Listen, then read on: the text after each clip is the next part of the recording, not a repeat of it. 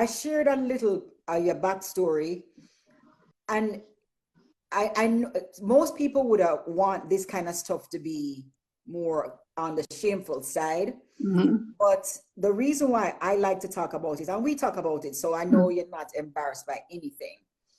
Tell the people that used to sell plate at home. Okay, Debbie, I'm sorry to tell you that you are incorrect. It was Mandeville I used to sell Oh, plates. Not sorry. only not only plates. I used to go downtown and I used to buy like stockings and stuff.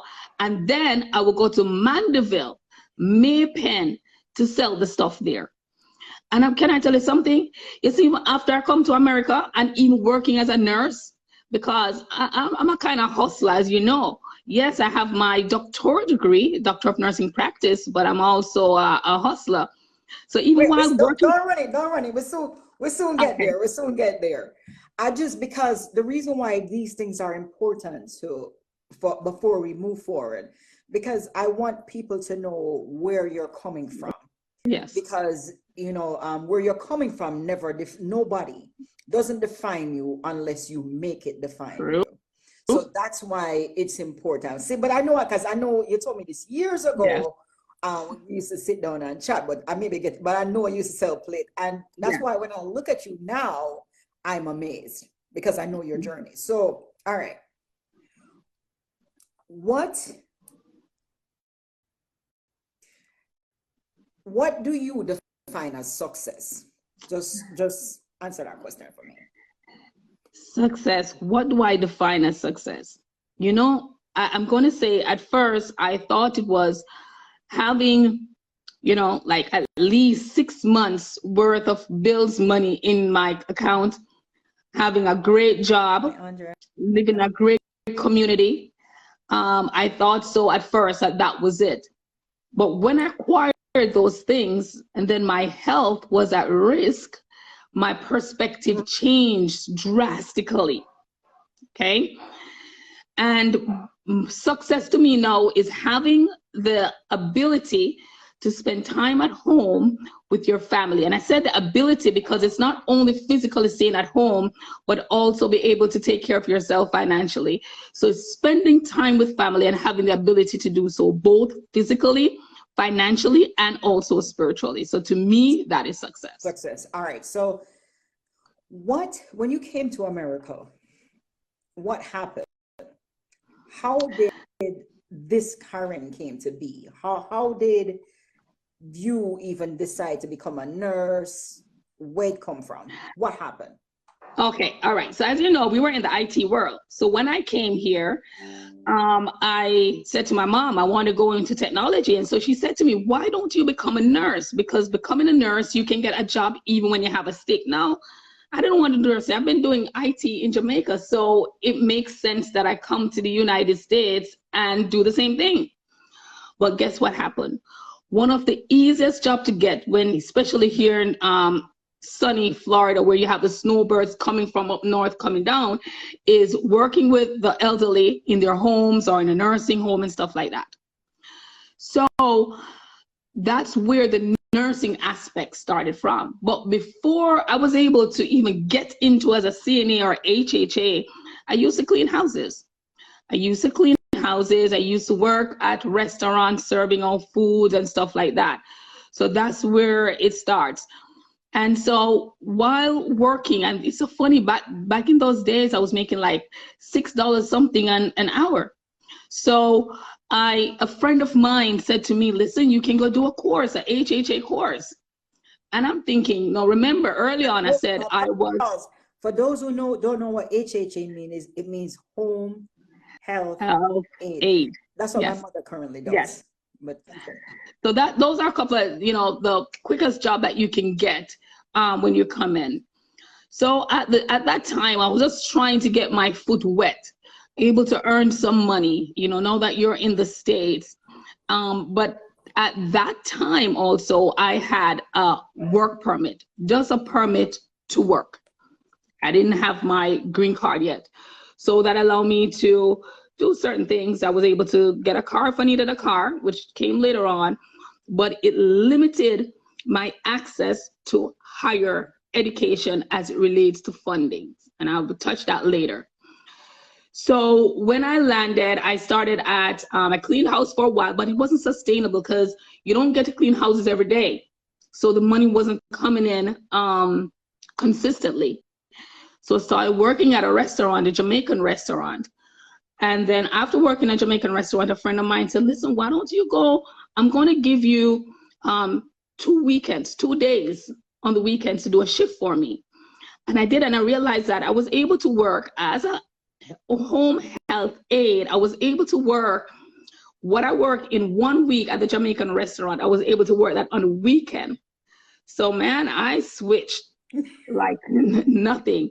And so I remember after doing the HHA, you know, you didn't have to take any state board or anything, but the HHA home health aid was limited. I could only work in a home or an assisted living facility. I couldn't work in a hospital, and I couldn't work in a nursing home.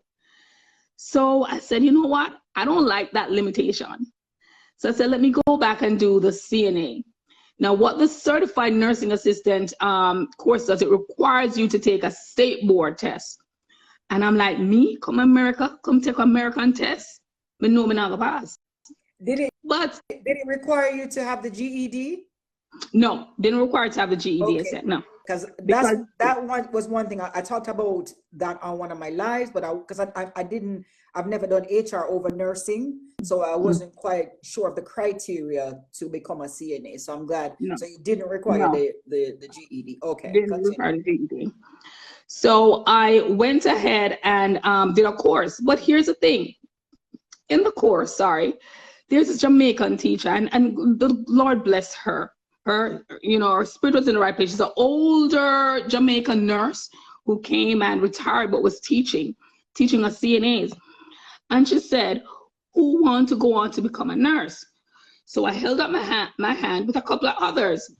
So she knows that I'm from Jamaica because she could have heard the accent. So she said, you did chemistry in Jamaica? You did biology in Jamaica? And I told her no, because of course I went to a secondary school. I did integrated science, but in high school, those classes, chemistry and so forth, was an entire course by itself.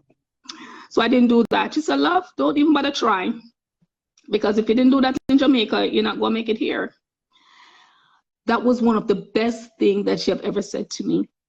Because when she said that to you, did you feel defeated, or what did that do to you? No. Can I tell you something? It empowered me. That's why I said my hats off to her, because if she had said go, I would have said to myself, I can't do it. But when she told me, don't bother try, she threw gasoline on fire, and a little bit of fire, because man, that revved my engine up. When you tell me don't bother try, and I felt ashamed because there's so many people in the class. So I said, okay, then no problem. So I went and I worked as a, certified nursing assistant, still private duty. And I was there and I saw nurses coming in. So back then I was making $7.50 an hour. And I see nurses coming in, doing wound care dressing, giving insulin, doing all of that stuff. And I said, I can do that with the patient. And plus I have to help the nurse to hold the patient, to hold the dressing on until she put this and wipe that. And I'm looking, and I said, I can do that. So I asked this nurse, what does it take? So she said, oh, it's so hard, it's so this, but you can do it. So when I went down to Miami-Dade, coming to college, and asked them, what are the requirements? They said I need a high school diploma or a GED, or if I have my CXC in Jamaica, I could, transfer them over. So now, my girl, I did the CXC and I failed every one of them. The only reason why I took it, because my brother paid for me to take it. I failed every single one, but I'm so presumptuous. You know what I did? I sent an ask for the CXC result, for them to send it to Miami-Dade. So Miami-Dade get back to me and said, I'm sorry, we can't accept these results, which I knew. So, I went back to basic and did the GED. So hold on. So right there, so there was another obstacle in your life. Mm-hmm. All right. The lady tell you say you can't do it, mm-hmm, because you never go to high school, quote unquote, Wilmas like me. per se. Mm-hmm. So that's an obstacle. You still a persevere Mm-hmm. with your presumptuous self, like you say. You said the whole of your field exceed them. So here again is an obstacle. Mm-hmm. What happened? You know, there's this thing that I say is like, when are dead, no call it, don't you? When So I there had Dr. was Kitson on, she said that. there was a tingle of hope because they said that if I have a GED, I could go. I'm like, I want a GED. Repeat that. So what they said, you could go. You could if you had, you could go. if I have a GED, I could then apply to the college. Okay. That was that. I said, what I need, a GED? All right. So I'm going to get that. So it took me a year though, because when I went to the GED class, I purchased a book, went to the GED class. They were showing me addition. I was in a class where they were doing addition and subtraction. And to be honest, the book was thick. And if we're doing addition and subtraction and is and are, then it's going to take me a while. And not only that, I had to also work. So sometimes I couldn't go to class at night. So I said, no problem, I have the book. So I'm going to study. So by now I was on a living job. What a living job is that you stay there 24 hours a day with the patient and maybe take one day off. So that book was like my Bible back then. And I was working on the math. So I knew it was reading, math, and science. Reading, and math, science, social studies, something, but about 5 subjects. Three, yeah, yes. But when they talk about the science, I thought that they're going to give me chemistry and all of that. Not necessarily. No. So I was geared up to fail a couple of them. Because hey, remember, I am dunce, not that smart. Couldn't pass the CXC, couldn't go to a high school. So I asked for time off, go take the test, and I anticipate that I have to go back. So I said, if I mean to pass them one by one, that's what I'm going to do. So I'm on a living job now. Couple of weeks pass, I don't get a letter, call home, anything come for me, no. So I decided I'm going to call the school. And I called the school where I did the GED, and I said, I'm calling for my results for the course that I've passed, and how do I go about retaking the others? So the lady on the phone told me that, congratulations, you passed. I said, yes, I passed. Which one?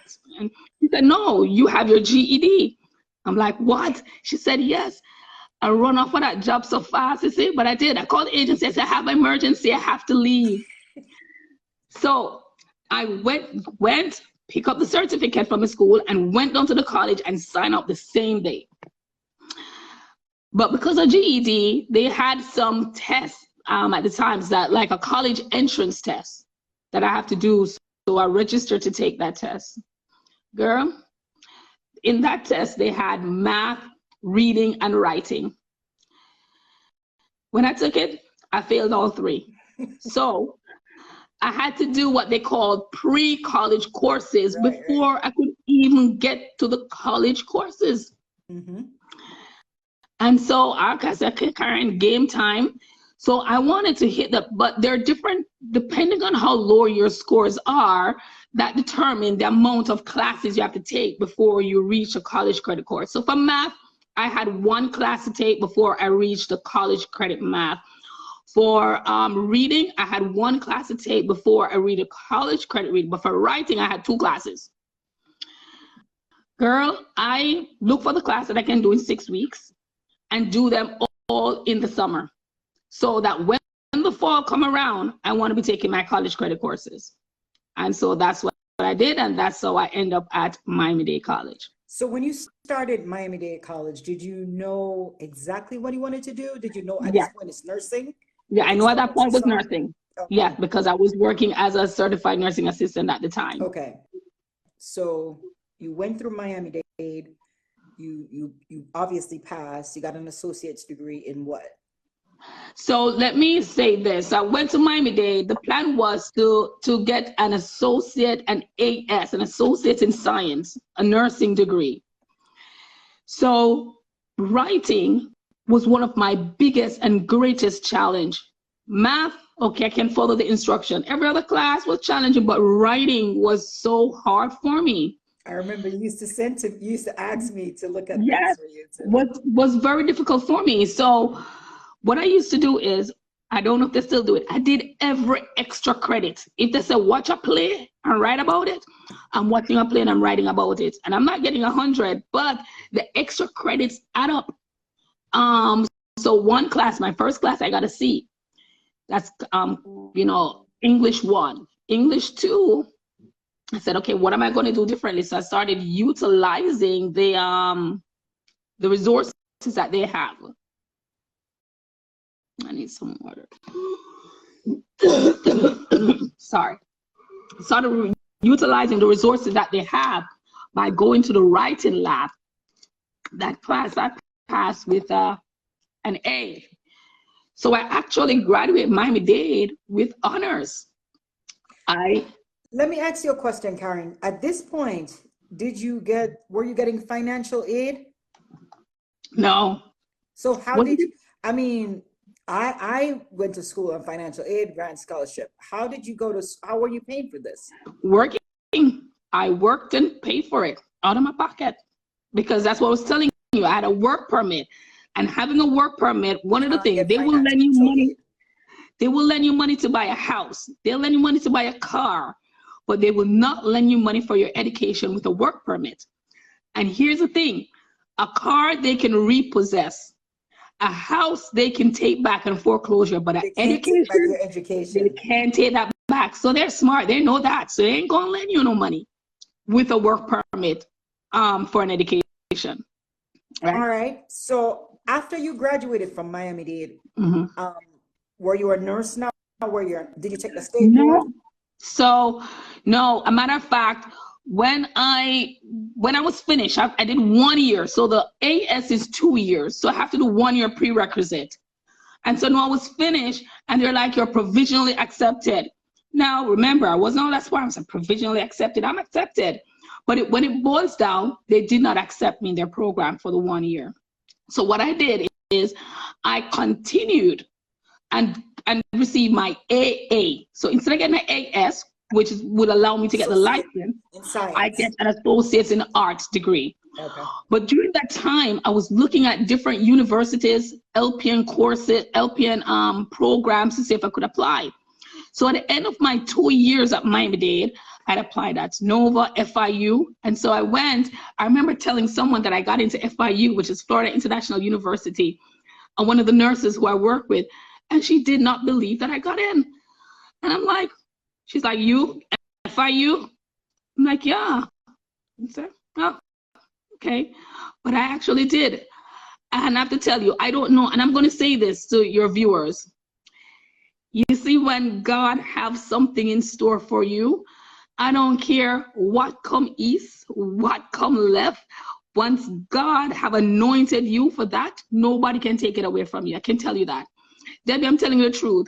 I had to take an entrance test. I don't know how I passed the entrance test. Because you believe in yourself.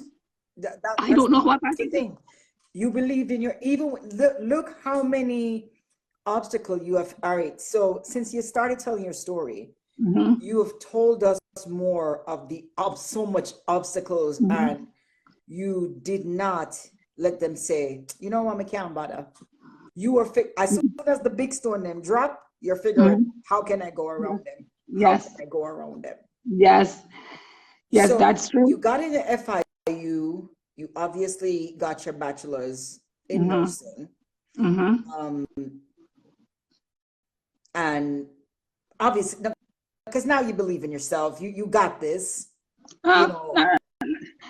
When you got your bachelor's degree, or what was the first job where you could say, all right, you know what? Yes, I'm ready to do this. But can I tell you something? When I graduated from FIU, I thought I was going to die. Because I'm now a nurse. I now have a bachelor's degree. I just couldn't believe it. But when I graduated, I was like, okay, something bad is going to happen because this just doesn't happen to me. It didn't happen to me. I was so afraid, I'm telling you, but rejoicing, I can tell you. So now got my first job as a nurse, was very excited. But here's one of the things. While I was in school, I was studying every day. The only thing I know to do was to study. And a lot of people think that I'm smart, that's why I'm studying. No, to me, I was slow, so I have to make sure I put in extra time studying. So when I'm finished with my bachelor's, started working, you know, making a living, yes, but nothing that's going to make me rich or a millionaire or wealthy. Let me use the word wealthy. And I'm like, I have to do something with myself. And I said, let me go back, see if I can get my master's. I love teaching, love teaching. So I said, let me go back and get my master's in nursing education. And when I went back, I said to myself, I realized, it was then I realized that I love stress, because I'm saying, all right, you wanted to become a nurse, you're a nurse now. And you know, what more do you want? And I said, you know what, I want the ability to share my knowledge with others. And that is how I end up forming Danvers Nursing Institute, not advertising, but it's true, because I know that I learn in a unique way. And so I had to employ certain studying technique and certain, you know, strategies in how to remember these concepts, because nursing is very hard. So that's the main reason why behind Danvers Nursing Institute, to help others who think that they can't. And I don't know. Let me ask you a question. So this is the girl with cell plate, Amanda Vermeulen. This is the girl now that the lady said, don't even bother, because you didn't go to high school and you didn't go to a conventional high school, No. And you never do chemistry. And the teacher, the lady tell us, don't even bother. Here you are now, graduate FIU and looking at a master's. This is the person that basically all the school tell you say you can't get in. Pretty much everything was just a no for you. And here you are now looking at a master so you can teach. Yep. I wanted to make sure that people understand that part. I wanted to share something with you while I was going to Miami-Dade. Listen, I'm gonna give a plug. They're not paying me for this, but I'm glad for the resources that Miami-Dade have there, because they had a math lab, they had a reading lab, and they have tutors inside there. So because of my deficiency in writing, when I write my paper, I'll take it to the writing lab. And one of the tutors inside there said to me, where are you from? I said, Jamaica. He said, you're from the country part. Now, I was born in Kingston, but I just said yes, because he said Jamaica normally have a good command of the English language, and their writing is normally, you know, at a certain standard. I said, yes, I'm from the country part. But you know what? You're not from the country part. I'm not from the country part, but I want enough time to talk. But you know what? The next time I had a paper, I'm going back. I don't care. At that point, while I was in school, I was like a horse that had blinders on. I had a goal, and I was working, chipping piece by piece. So because you tell me my writing is not that good, or I'm not going back to the lab because you hurt my feelings, it's because I can't say certain words. You ain't stopping my flow. I'm going to take my paper that's atrocious. That's what you're there for, to take atrocious paper and help me work on that. All right. So that was one. So I wanted to give that plug, not plug, but to say that sometimes people will tell you, and they may be right, you may be not good at a certain thing, but don't say you're going to stop because they say you're not good. If it's something special that you want, you know, you have to go after it. A lot of us people, when they get criticized or knocked down verbally, it throws them off, and they don't want to do it because family don't believe in them, or boyfriend or husband don't believe in them. No, if you believe in yourself, it doesn't matter who else believes in you, because they will follow, they will come along for the ride eventually. So I'm gonna let you get back on the journey, but I want to ask you a question. One of my questions to you is this: at this point in your life, right, what can you say, regardless of what you're going through now, what can you say that say, yeah, I did it, I made it? Oh my, you know what? In your life to say you made it. To be honest, I am so cautious to say I've made it, because I know that there's so much more that I can do. But working as a director of nursing, taking taking lead for one of the largest departments in a nursing home was one of the greatest professional accomplishment of my life. Not because that was my highest paid job, but because of the team that I had and having the ability to lead a multicultural team. That was one of my greatest accomplishments, one of my best paying jobs, but one of my greatest accomplishments. As a leader, there's always room to grow and things to do, but that was one of my greatest accomplishments. So after you finish up school, you went through, got your master's and all that. Were you okay? Did you feel like, okay, I'm done, I've made it, life is good? What happened after those times? After you went on, got your doctorate, what happened? Or in between that time? Well, for the master's, when I did the master's, I thought that I would be making a lot more than what I was making as a nurse with a bachelor's degree. And I found out that it was not so. Not only that wasn't the case, is that I'm used to studying and now I'm finished, I have the master's and I'm thinking about, okay, so what am I going to do now? I said, you know what? Let me go back for my DNP, Doctor of Nursing Practice. That was one of the best decisions that I've ever made in my life, because that changed the direction of my professional and my personal life big time. Not only that I've learned so much, but also in terms of my professional development and growth, I'm able to sit at certain tables, demand what I want, and know when to walk away, know when to stay, when to run, and when to fight. So that degree did wonders for me in that aspect, I have to say. So I went back, got my doctorate degree, and during that time, the year I'm supposed to graduate and do my final paper, final project, what happened? I found out that I was diagnosed with thyroid cancer. So when the doctor called me and I had surgery, they removed it and go back for the follow-up, and a bunch of them came in.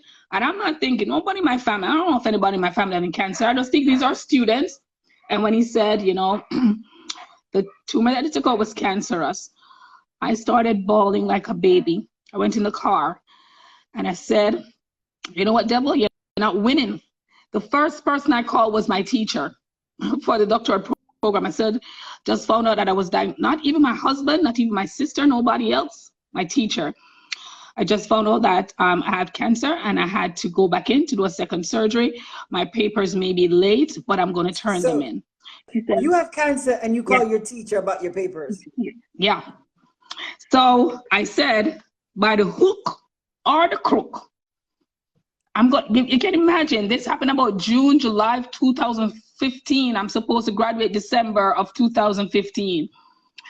So if you talk to anyone in my family, they'll tell you everywhere I go, I have a book or my laptop, you see, because if I'm in the hospital, while I'm waiting, and I'm extra, I have to say, this is not maybe normal for everybody, and I'm not telling everybody to do this you know, but I know that I have to accomplish this. So everywhere I go, I have my laptop. So if I have a chance to plug something in, I'm going to plug some work in. If I have a chance, and I didn't want to be like, I didn't want to use the cancer as a crutch. Was I in the hospital? Yes. Well, did I have cancer? Yes. But was it doable because I know I'm going to be on the phone with my friend maybe. Yeah, I'm in the hospital. I'm going to be chatting. I'm going to be surfing the time I'm chatting, or on the Facebook or whatever. I could be writing up a paper. So I called my teacher first before I called any other family member. So that was that. I was able to graduate in 2015. The thing that the doctorate degree did for me is like teaching, which I love dearly. It allowed me to teach, and at different levels too. The doctorate level, teach virtually, and that's how my career became so diversified, if I may say it, in different aspects of nursing. Okay. So did you, outside of your nursing and your teaching, did you do anything else? Were you just doing nursing? Did you do any investments or anything? Did you do anything else outside of nursing? So the first thing that I tried while I was a nurse, a friend and I said, you know what, let's buy some school book and some bag and some supplies and go to Jamaica to sell. So we put our money together and I went back to Mandeville on the corner of the road. And I was a nurse here and was bawling out, $2 get one of the book or $3, So whatever the cost was at the time. nurse, you was a big Yes. nurse in America, went back in the corner in Mandeville Yes. selling. Yes, yes. So I did that. Certain things sell. I'm going to tell you a joke. Now, I would say $2 for a book, $3 for a book. A man passed me, say, my girl, I find to get them where they from. You say, no, so one of them, you hear you talking $2, giving one of the books. He was actually mocking me because of the way I was saying it. So that girl that passed her sell clothespin, and he said, that girl, let she not go back with one. She said, $1, give you one of the clothespin. And not $1, but whatever the cost was. So she was very, I don't know, more energized or something. But yes, as a nurse, I purchased some stuff and go back to Jamaica to try and sell them. So when I see that wasn't sustainable, so I tried something else. I got myself a bus. I purchased a 14-seater, and I was the first driver for that. And number one, I drive so slow. My family was concerned to say, "Where you buy bus for? You can't drive." So I pulled for my son, who is, oh my gosh, my right-hand guy, who became my driver, and that happened in 2017, and he's still the driver right now. So one of the things I'm going to tell your viewers is that it's good to have a team, whether it be your children, your spouse, a partner, because doing it alone sometimes can be very challenging. You don't want someone to watch your children. You're going to need someone to do something while you're doing something else. So it's very difficult to do it alone, but get someone that you trust. That's the first thing. And the second thing is that a lot of us, and Debbie, I see that's in you too, we're so multi-talented. We can do more than one thing. You know, when I found out that Rihanna was one of the richest women in the music business, I was like, what about Janet Jackson? What about Beyonce? Rihanna? So I started Googling, why was Rihanna the richest or the wealthiest? And one word stuck out to me is that she diversified. And so diversified meaning having multiple things that are generating income, especially passive income. So it came to me very quickly that if the income that's coming in is going to depend on only me, there's only 24 hours in the day. So I have to be at point A to make $1, and I can't make any money anywhere else except for point A. It's not going to work. So then I start thinking, what can generate money without me being there? What can I generate incomes from? So yes, I do all the things. We have a bus, property management, and my good whole nursing, teaching, education, which is the heart of what I do, and everything else my son kind of manage. Okay, so you have a couple of properties that you rent out or Airbnb out. Yes. Again, people, this is the girl who used to sell plates at Mandeville, Maypen. Never went to a traditional high school. Everything that she started with was a failure. She's been told no so many times, right? And I'm going to take your questions after we finish speaking, but I have to reiterate this because you may have missed the part, because, you know, yes, she's doing it now. Yes, she's making it, but it was very difficult for her. Knows, you know, she has challenged writing and reading, and here she is. Every time somebody tell her no, she fights and go ahead and get it done. But I want to add something. what is the thing that you felt that was your biggest setback? Was it the cancer or it's something else? Like, if something, what was the thing that threatened your success? Myself. What happened? Is the battle that takes place in your mind, fear that stops you from doing something, or you telling yourself that you cannot. Do you remember I tell you, quote unquote, that I was dunce? You told yourself you were a dunce. Yes, I told myself. When I look back, I realized that no, because I look back on my grades at Spanish Town Secondary and I'm making A's and B's. I thought I had D's and C's and F's, but I had not one F. But in my mind, I was done. Classically condition your own self. Yes. Tell yourself yes, that somebody just said you're your own, we can be our own biggest enemy. Yes. So when you tell yourself that you cannot, or it's not going to work, or nobody never do it yet, when me think me can do it. No. So one of the things, I have something that comes up on my my calendar every morning, and it says, every day, in every way, I'm getting better and better. Awesome. Every day, in every way, I'm getting better and better. So one of the biggest obstacle, it was me with the fear. I wanted to point out something to you. Remember, I told you I have challenges with writing, right? Today, I'm the author of 2 books, and I've written multiple people. She's just being honest. And I've written multiple courses, and I've published in articles, writing in journal, but yet still, I'm considered having a handicap or a deficiency in writing. So I want to say that to say this to you, the audience. Is there something that you want to do that you think that, boy, I'm just not good at it? What you think you're not good at, work on that craft until you become good at it. Skills require time to grow over time. People weren't just born a cook, the greatest cook. They've been cooking over a while, perfecting it. So if there's something that you want to do and you think that, no, you know what, I'm not a good dancer, I have 2 left foot. Watch YouTube video, if you can take a class, or I want to do here, or I want to do this. If it's important to you, work at it. Karen, I have a question for you. So generally, sometimes when we go on our journey and we become successful, we tend to credit some of us tend to credit ourselves.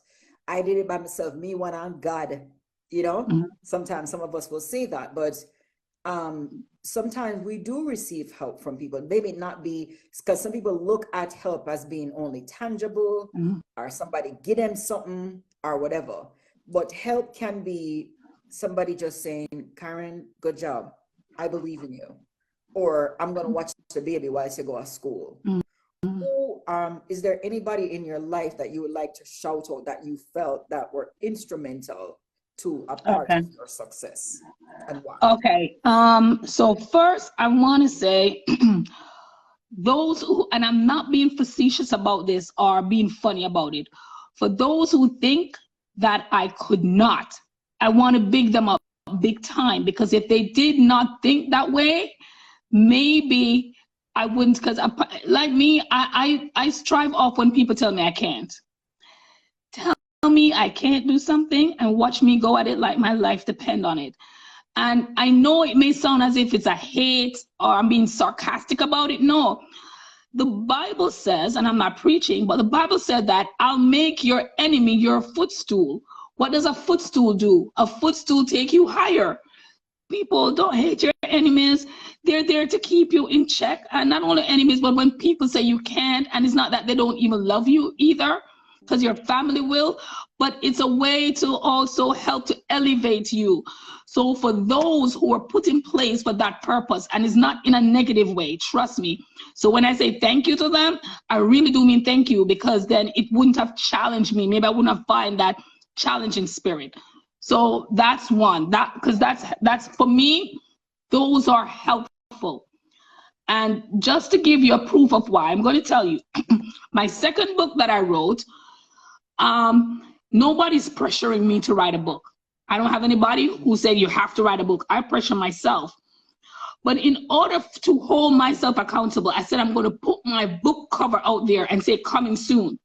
Once that book says coming soon, I know that I have to get on the ball. So challenging myself, that's how what I strive from. So people who challenge me, whether in a good, negative, or bad way, I like that. I'm thankful for them for that. Now, my sisters, oh my gosh. I have some sisters, and like any family, we cost some time, but we love each other. I want to give a big shout out to all my sisters.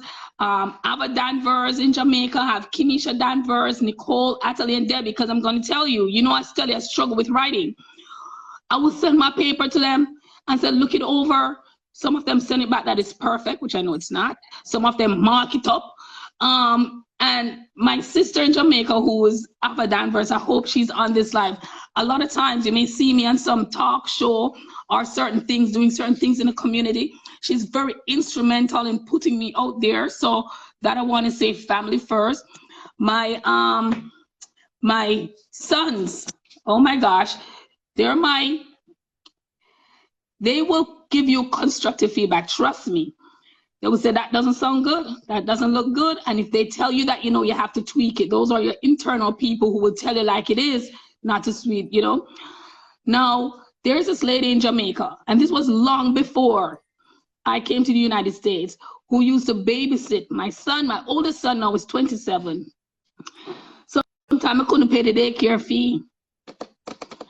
Sometimes, and when I was going there, I was ashamed and afraid, okay? So big up to her. Her name is Winsome, who used to watch my son for me when I couldn't even afford to. Debbie, even you, sometimes you used to drive car, but then when people drive car, don't reach, I have money, When you could have picked me up and give me a drive from here to there, all of these little things matter.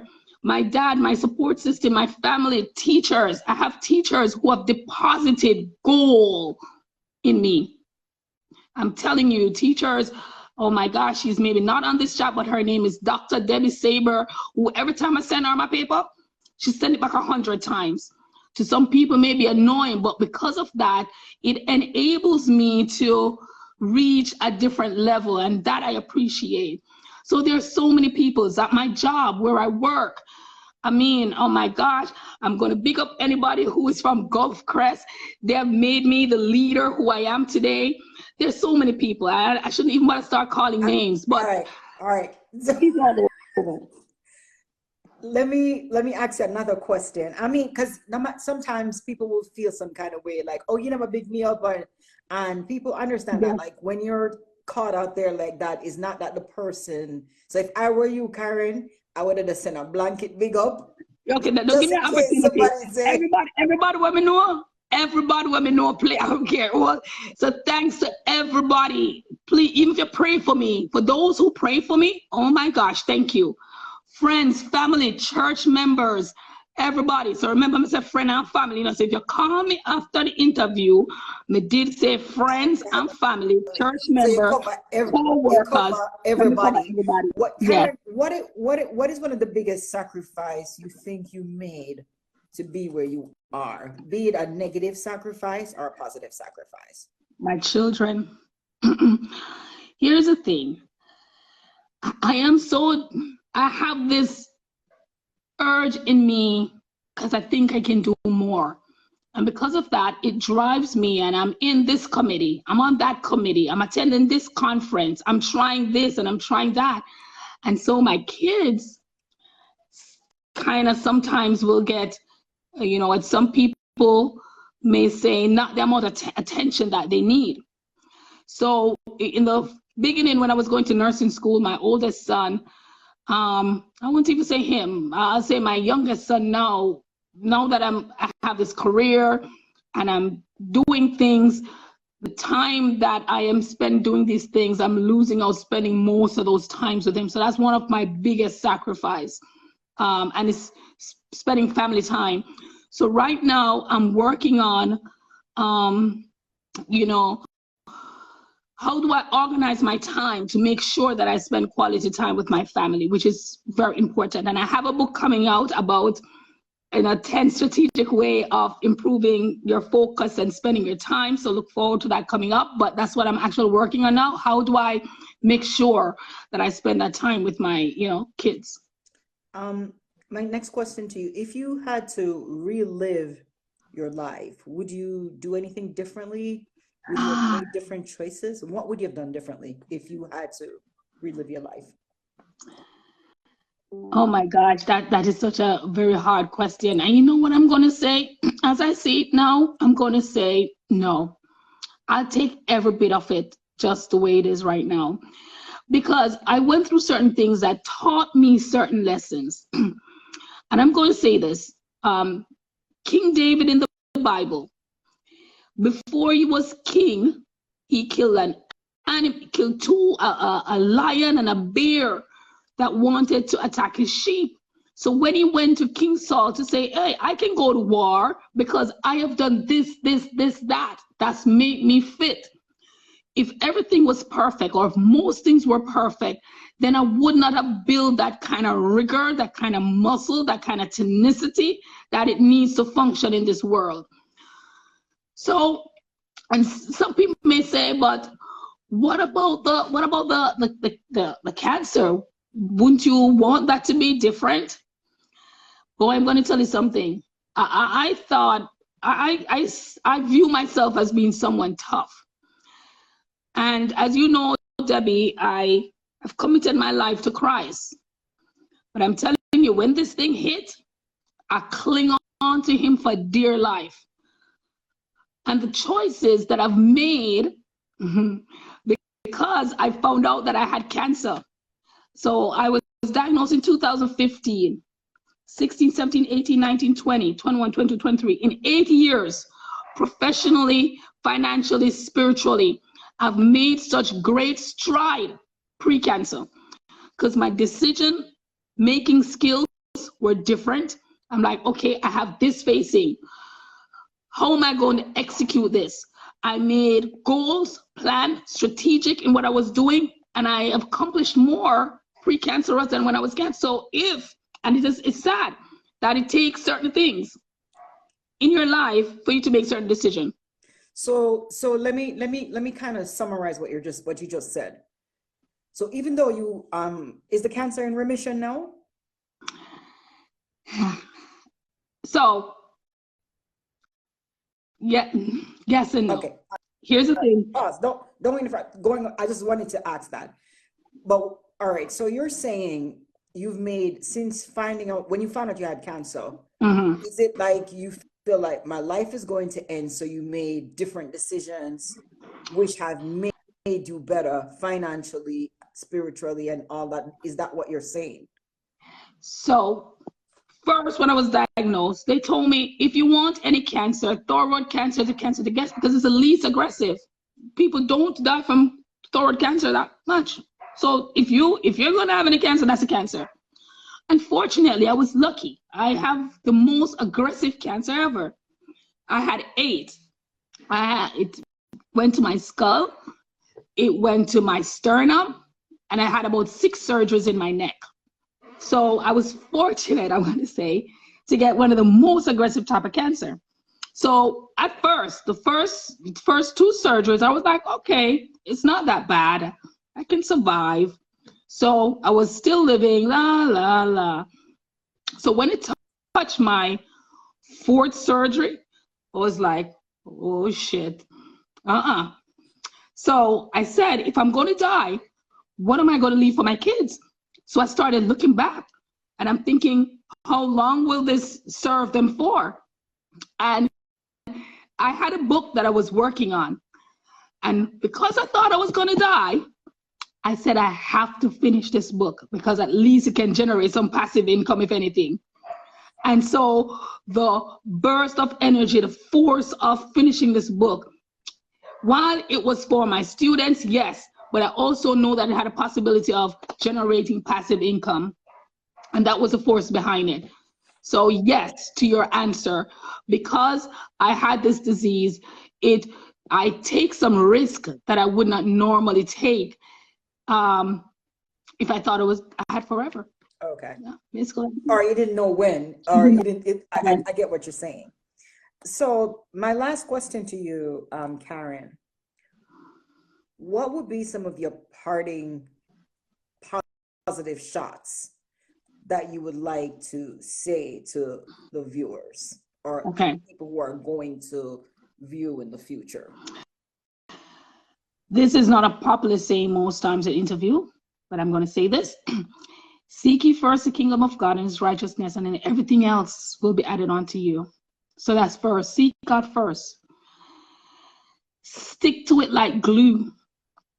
Meaning that if you make up your mind that you want to do something, don't start and when it get hard, you stop and give up because you feel it's too hard or somebody else tell it's too hard or you can't do it.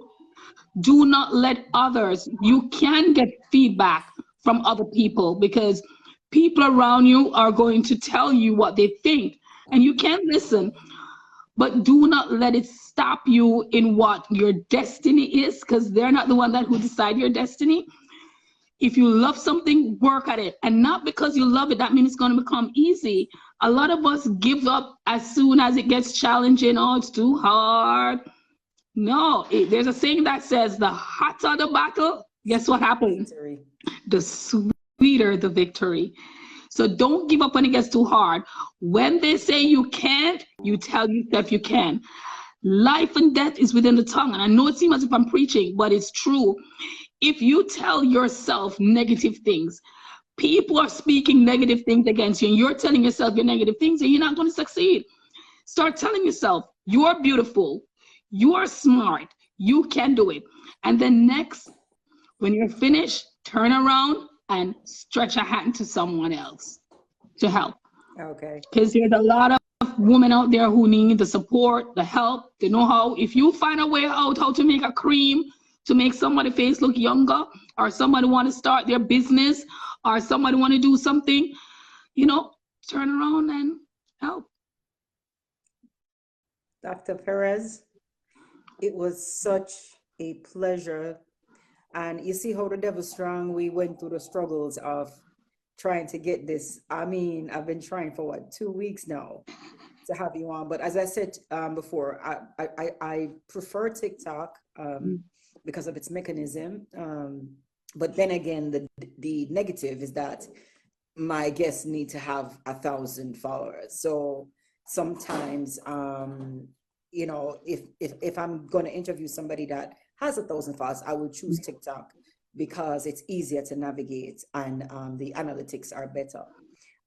Dr. Perez, let me see if let me check if there are questions, because whilst you were talking, a lot of people were writing, but I couldn't get a chance to see. If you have a question, I'm gonna dedicate 5 minutes to, if you have a question for Dr. Perez, and the video will be edited. I'm gonna send it to my editor. It will be on YouTube as well. So if you didn't get a chance to watch it, so all them other parts will be cut out where we didn't get the sign on and stuff. If you have a question for her, if you're considering how to be a nurse, what she went through, if you're failing, she's a good person for you to reach out to. If you have a question and people are saying they're proud of you in the comment section and all of that. After you finish, you can go back through. You can also watch and comment to them directly if you would like. And viewers, thank you for sticking around after all of the problems we were having in the beginning. Thank you for those who stick around. I want to thank you very, very, very much. And if you have a question for Dr. Perez directly, if you're interested in the nursing field, you can also, I'm going to tag her in the live so you can go to her page and go ask her questions. She's a people person, and she will definitely answer you. Or even if it's not related to nursing, because sometimes you might just want to say, hey, how you do this? You know, I get diagnosed with cancer, I feel like, well, not me, I can't look for myself, there's power in the tongue. Not me, but I'm just saying, you know, you might want to ask her questions about how she persevered. Somebody's asking, where are you teaching now? Okay. I'm not sure if once again, you know, if she doesn't get to answer your questions now, she will also read the live over, because the live will still be on Facebook, but also this live will be on YouTube. It will be edited and be on YouTube on the Debbie Durant Dialogue. So to answer the question where I'm teaching now, so I do have my own organization called Danvers Nursing Institute, where I help students who want to enter into the profession of nursing. So help them in get into a nursing program by directing them how to go about that, and also helping them prepare for the pre-entrance test. And even after becoming a nurse, you have nurses who want to go back for their DNP or their PhD. I will also mentor those students. And for nurses who want to do their certification in a particular specialty area. So as it relates to teaching for an organization, what I will do is I will text you the organization I do, in which state. I'm in the state of Florida. However, my program is online. It's an online program, so we do meet via Zoom. The courses are online, where you can log on to my lectures and log on to my quizzes. So yes, it is online. Okay, yes, I do online people, classes. so, but her thing is online.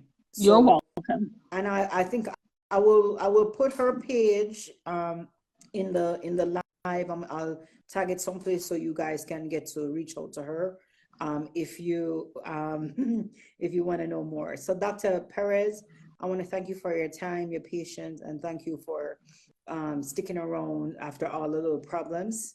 And guys, for the guests, I want to thank you guys for staying, you know, with me. Someone, you know, I'm a diehard. I don't know, let's say you'll be watching after the fact. So if you have the questions, same way, just type them in the comment section. I know Dr. Danvers will come back and answer and stuff like that. All right, big up. Dr. Danvers, big up your nice, clean, smart self. You're not dunce. We're dunce ago, no matter about dunce. You are talking about dunce. Which part dunce ago? See the people. God. So, you know, she's just the thing that shows you that no matter where your background, no matter where your background, you can be who you want to be. All right. All right, Dr. Perez, big up yourself. Thank you so much for having me. I really appreciate it. And thanks to your audience too. All right, guys. Big up yourself. All right, Dr. Perez. Cool. Yeah.